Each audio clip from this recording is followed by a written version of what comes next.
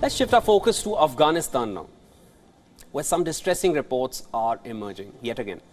Nearly 80 girls have been hospitalized, and it is being suspected that they might have been poisoned.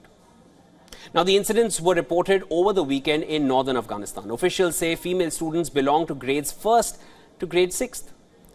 These are the only classes that girls are allowed to attend anyway. Schooling is barred for girls post 6th grade in Afghanistan. The two affected schools are located close to each other, and reports say they were targeted almost around the same time. The condition of girls is said to be safe, and investigations are currently on.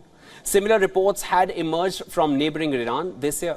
The country has seen intense protests since the death of Mahsa Amini last year, and a big part of those protests were from schoolgirls. Within months, the Deputy Health Minister claimed that students have been deliberately poisoned. The reason was pinned at shutting down education for girls. Hundreds of female students had complained of respiratory poisoning. This was mainly in a city called Qom in south of Tehran. There have been hundreds of such cases since girls were taken to hospitals straight from schools, and clueless parents lined up demanding answers. Now, the government has termed news of poisoning false. And just like the protests, the poisoning was branded as a Western tool to propagate anti-Iran sentiments.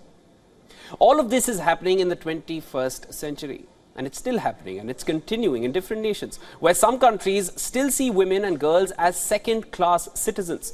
Women in Afghanistan and Iran are fighting for equal rights. These countries have leaders who are highly conservative and are actively stripping one gender of their rights. The governments might be different, the women might be young or old, but the patriarchal mindset is the same.